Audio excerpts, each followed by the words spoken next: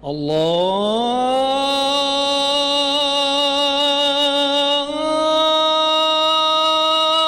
أكبر الله أكبر. لله الذي هدانا لهذا وما كنا لنهتدي لولا أن هدانا الله. وصلوات الله والسلام على أشرف الأنبياء والمرسلين وعلى آله وصحبه أجمعين.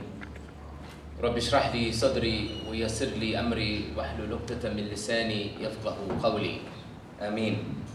Respected brothers and sisters, we begin by praising Allah subhanahu wa ta'ala as He is most worthy and deserving of being praised. We ask Allah subhanahu wa ta'ala to guide us, to prevent us from being misguided and from misguiding others. We ask Allah subhanahu wa ta'ala to bless us, to forgive us of our shortcomings, our weaknesses, our sins, those sins that we commit knowingly, unknowingly, consciously, and unconsciously. We ask Allah subhanahu wa ta'ala to bless His noble Prophet Muhammad ibn Abdullah sallallahu alayhi wa alihi wa sahbihi wa sallam, to bless his noble companions, his family, and the righteous everywhere until the last day. Ameen. Respected brothers and sisters, Allah subhanahu wa ta'ala says in Surah Al-Baqarah, in an ayah I'm sure all of you are familiar with, Allah subhanahu wa ta'ala says, Allahu wali walladina amanu yukhrijuhum min al-dhulumati ila an-nur walladina kafaru أولياؤهم الطاغوت يخرجونهم من النور إلى الظلمات أولئك أصحاب النار هم فيها خالدون. Allah subhanahu wa ta'ala says in the 257th verse of Surah Al-Baqarah that indeed Allah subhanahu wa ta'ala is a wali, a protector, a companion, a guide, a protector for those who believe in Allah subhanahu wa ta'ala, who believe, who have faith, those of faith. And He guides those individuals from the depths of darknesses and oppressions into the light. And then Allah subhanahu wa ta'ala shifts focus and then speaks of those who are bereft of that guidance, who are bereft of that iman, of that faith. When He says that as far as those who disbelieve, as far as those who display kufr, disbelief in Allah subhanahu wa ta'ala, they are the companions of the taghut, of the false idols and false gods. And Allah subhanahu wa ta'ala guides these individuals from the lightness, from the light, the source of light and guidance, into oppressions and the depths of darknesses. And so Allah subhanahu wa ta'ala here, first and foremost, is displaying the relationship that He has with those who have faith. الَّذِينَ آمَنُوا, those of us who have faith. That Allah subhanahu wa ta'ala is the one who guides whom He wills. مَنْ يَهْدِهِ اللَّهُ فَلَا مُضِلَّ لَهُ وَمَنْ يُضْلِلْ فَلَا هَادِيَ لَهُ. Right, as we say. That indeed Allah subhanahu wa ta'ala guides whom He chooses, and those that remain in error and misguidance, then Allah subhanahu wa ta'ala will allow those people to continue in that misguidance and error until they rectify themselves. And guidance indeed comes only from Allah subhanahu wa ta'ala. But what is interesting in this verse, brothers and sisters, is the relationship, not only the relationship of those who have faith with Allah subhanahu wa ta'ala, that being a relationship of wilayah, of protection, but also it establishes the fact that there is a result of that relationship. There is a effect to that relationship that we have with Allah subhanahu wa ta'ala. That those who have faith have with Allah subhanahu wa ta'ala as their wali. And that is that Allah subhanahu wa ta'ala guides those individuals from the depths of darknesses and oppressions into the light. Now what is of note here is that Allah subhanahu wa ta'ala employs the singular when He refers to the nur, to the light of guidance, to the light that Allah subhanahu wa ta'ala guides those whom He wills to that guidance, and that is singular. Because guidance, faith, the hidayah that comes from Allah subhanahu wa ta'ala, indeed the light of guidance is one, and its source is one, and that is Allah subhanahu wa ta'ala. But what is also interesting to note is that the converse is also found in this verse, and that is that when Allah subhanahu wa ta'ala guides to guidance, or guides to the source of light, those individuals, He guides them from the depths of darknesses and oppressions, plural, dhulumat, not just dhulm. And when Allah subhanahu wa ta'ala speaks of those who have kufr, who demonstrate disbelief in Allah subhanahu wa ta'ala, then Allah subhanahu wa ta'ala guides them away from the one source of guidance, the nur, again into the dhulumat, into that plural, the plurality of oppressions and the depths of darknesses. And it is these dhulumat, or dhulm in particular, that I wish to speak of today. The word or the idea of dhulm. And it is interesting again that Allah subhanahu wa ta'ala, as I said, employs the plural when He speaks of these darknesses, or these regimes, if you will, of oppression. The regimes of oppression. Because they're not just one, but there are many. And the depths of darknesses are layered upon layer, and they are also plural. There is a plurality of that darkness. But the source of guidance and the source of light and the nourishment that comes from Allah subhanahu wa ta'ala is one. Because its source that it emanates from is one, is Allah subhanahu wa ta'ala. But when we speak of dhulm, the idea of oppression, these regimes, if you will, of oppression, the term dhulm means specifically, or etymologically, literally, the word dhulm means وَضَعُ شَيْءً فِي غَيْرِ مَوْضُعِهِ, in which Allah, and what that means is that dhulm is to put something where it does not belong, to put something in the wrong place. That's the literal or etymological meaning of dhulm. And we know that one of the most oft-repeated negative values that are used and employed in the Quran, in the words of the Quran, is this idea of dhulm in its various cognates. The idea of oppression. And its roots and its variations are mentioned almost in every single page of the Quran. And it is also interesting then that we reflect then upon what are these regimes, these plurality of darknesses and oppressions. And also, I keep saying darknesses and oppression because the word for dhulm is also the word for darkness. So the depths of darknesses, the depths of darkness is also the same term in the Arabic language for oppression. And indeed, what could be a greater source of guidance, of darkness, than to be bereft of the light of Allah subhanahu wa ta'ala, of the nur that Allah subhanahu wa ta'ala places in our hearts. Can we think of a greater source of darkness and oppression than to be deprived and then to be bereft of that source of guidance, that nur that Allah subhanahu wa ta'ala places in our hearts? But when we talk about these regimes of oppression, we know that the occurrence of dhulm or oppression can occur in one of three ways, or one of three directions, if you will.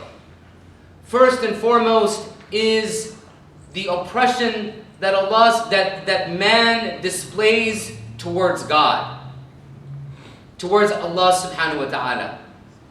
The second is the oppression that occurs from man to man, or between fellow human beings, men and women who oppress one another.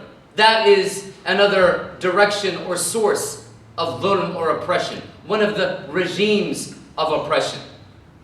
And then finally is that man or the human being is oppressing his or herself, that they oppress their nafs, their being, their very metaphysical states and very metaphysical existences. That oppression that occurs internally in our souls as members of a community, each and every one of us individually, and then on a collective level, that internal dhulm and oppression that occurs. And all three of these are interrelated. They are all interrelated. And Allah subhanahu wa ta'ala employs examples and gives us examples of all of these various directions and regimes of oppression.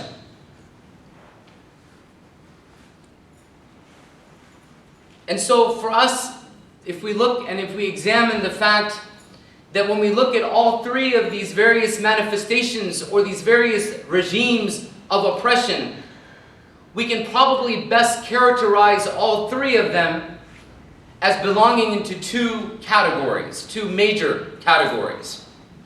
And that is the oppressing or the oppression of ourselves, the internal oppression that takes place, and the oppression of others. So first, with regards to the oppression that occurs within our own selves, how a human being can oppress their own nafs. And the manifestation of that oppression, of that regime of oppression, is when a human being is subjugated, is enslaved by his or her own desires, capricious whims, our base nature. That is the foremost example of an oppression that we commit on ourselves. How we wrong and we oppress our own nafs, our own souls, is by giving in to those temptations, by giving in to those desires, by giving in to the base human manifestations of greed, of animosity, of lust, of wanton and unregulated desire. When we give in to those things, that is how we oppress ourselves. And the reality, brothers and sisters, and here again is the wisdom of the fact that there is a plurality and indeed a regime of oppression, or regimes of oppression, is that each and every one of us as individuals, we struggle with our own sources of oppression. What tempts us, or what tempts me, what I struggle with may not be something that you struggle with. What you struggle with may not be something that your spouse struggles with, or your brother or sister, or your fellow community member struggles with. And so each and every one of us as individuals have to examine ourselves and look and identify what are those sources, what are those trappings, what are those manifestations of that oppression, of that dhulm that we commit each and every day of our lives upon our own selves. Because those are individual. Those are things that you, that me, as an individual, struggle with on a daily basis.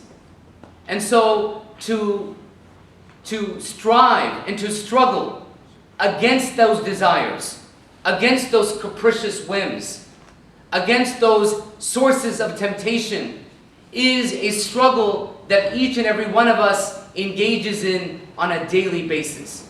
And this is, as we know, or as is mentioned in some of the traditions, the greatest of struggles.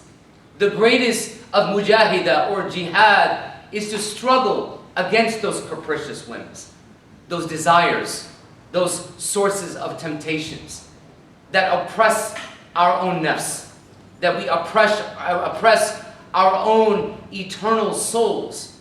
Our metaphysical existence is damaged, is corrupted by giving in to those oppressions, to those sources of temptation. And so that is something that each and every one of us as individuals struggle with. Furthermore, the temptation to give in to mediocrity, the temptation to give in to just accepting life as it is, to just fall back and to simply take what comes without struggling to make our lives better, to make each and every day count, to live life to the fullest, to reach our own individual potentiality and maximum. That is also a great source of temptation that we, each and every one of us, struggles with on a daily basis. And that is a way and a means that we as individuals oppress ourselves, by giving in to that mediocrity, by resigning ourselves to life as it is, by resigning ourselves to living in a social order, in a society in which things are wrong, in a society in which injustices occur, but we do nothing about them.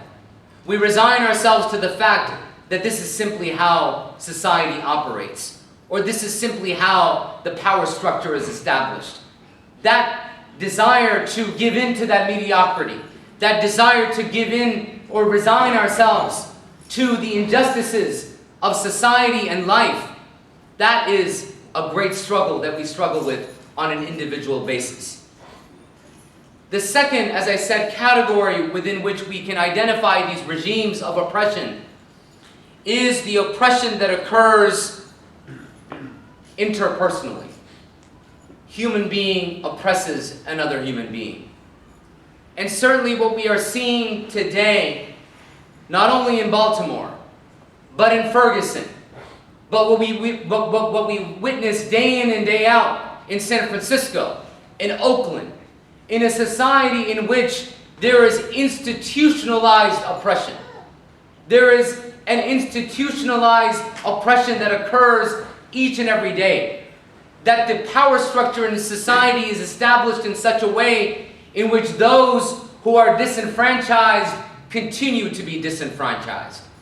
Those who have less than others continue to live a life and an existence in which they have to make ends meet with the minimum that they are given, with the minimum that they have, the minimum resources that are available to them. That is a form of systemic and systematic and societal oppression that occurs day in and day out. And what we are seeing happening right now before our eyes in the news in Baltimore, or it's Ferguson yesterday, or it's another city tomorrow, is a reality that each and every one of us knows all too well, living right here in Oakland or in the Bay Area. Because what is happening in Baltimore or Ferguson may be what is in the news today, or the flavor of the week as far as the media is concerned. But as far as those institutionalized and systemic regimes of oppression that disenfranchised communities, disenfranchised individuals face day in and day out as a source of oppression, those are occurrences that happen every single day. And they are not unique to a geographic location, to a zip code. They are something that is at the very fabric of the society. And so again, to be in a state in which we as a community, as a collectivity, simply resign ourselves to the possibility or to the fact that this is how life is, or this is how society is structured, or this is just how the way things are. That is a form of temptation and resignation that we cannot allow ourselves, to be victims of. To resign ourselves to the fact that this is simply how things have to be. And so each and every one of us has the God-given potentiality and the God-given ability to rise beyond those sources of oppression, to rise above what occurs on a daily basis. We are given the opportunities and the abilities to overcome our challenges. And if we are not, or if individuals in our midst are not given those opportunities, then it is up to us as a community, as a Muslim community, here in the inner city, or here in the Bay Area, or here in the United States, to afford other individuals those opportunities, those resources, the abilities to lift themselves from their day in and day out existences. And that is the responsibility that we as a community living here must take very, very seriously, and as a challenge for us as a community, is to not only focus on what the members of our community are facing, but also what is it that we can provide to society at large to remove or to struggle against those regimes of oppression that occur in society on a daily basis. And finally, brothers and sisters, as we find again replete in the tradition, is that there are manifestations of those regimes of oppression. And what I mean by manifestations, I mean there is a psychological, a spiritual, and a metaphysical cost that is paid when we live under these regimes of oppression. And on an individual basis, it can lead to an identification of self-worth, or a engendering in the individual a feeling of hopelessness or worthlessness, that we are worthless, that there is no hope. And that is what institutionalized regimes of oppression can do to an individual. They create a kind of siege mentality in which we simply accept things as they are. And we are engendered with that feeling of hopelessness. And that we as individuals, or that we as a community and as a society, cannot do anything about these sources of oppression. And that is something, again, that we have to struggle against. That feeling of resignation, that feeling of hopelessness that is engendered by these regimes of oppression. But also at the same time, when we rise up and when we question and when we engage in those regimes of oppression, that we do not fall into the cycle of engaging in behavior that could be seen as being self-destructive, as behavior that is seen as that first category, which is self-oppressive. That we do not do those things that corrupt the human spirit, that corrupt the human fitrah. That is the greatest challenge that we have when we speak out against these regimes of oppression, or when we rise up with indignation, when we rise up against those sources of temptation, not to give in to that base desire to lash out in a way that is filled with rage or anger or animosity, but rather that we show mercy, fraternity, and brotherhood when we engage and when we try to rectify those societal ills that lead to these regimes of oppression. That rising up against those systematic abuses cannot come at the cost of our own individual souls, of our own individual potentialities, of our own individual fitrah that Allah subhanahu wa ta'ala has given us. And so may Allah subhanahu wa ta'ala give us the ability to not only overcome the challenges and the oppressions that we face as individuals, but also on a collective level, on a societal level. And let us then begin to practice those things on a communal level, wherein we can not only effectively change the condition of the members of our own community, but to the society at large. May Allah subhanahu wa ta'ala give us tawfiq. May Allah subhanahu wa ta'ala give us the ability to understand the profundities of not only the challenges that we face, but also the potentiality that exists in each and every one of us, that God-given potentiality that exists in each and every one of us. أقول قولي هذا وأستغفر الله لي ولكم وآخر دعوانا الحمد لله رب العالمين.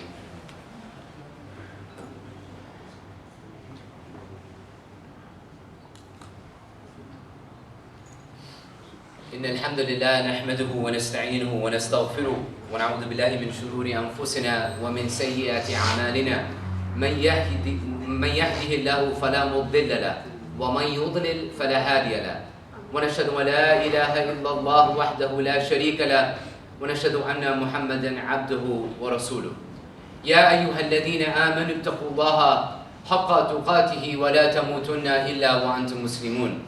يا أيها الناس اتقوا ربكم الذي خلقكم من نفس واحدة وخلق منها زوجها وبث منهما رجالا كثيرا ونساء واتقوا الله الذي تساءلون به والأرحام إن الله كان عليكم رقيبا.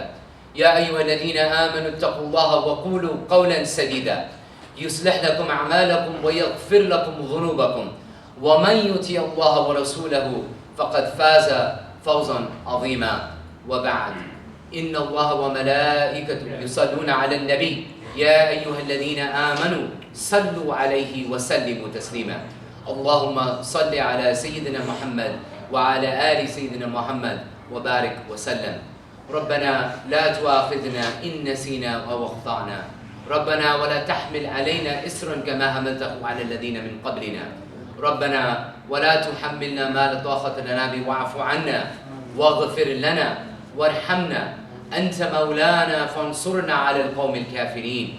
يا مقلب القلوب ثبت قلوبا على دينك. سبحان ربك رب العزة عما يصفون وسلام على المرسلين والحمد لله رب العالمين وأقيموا الصلاة.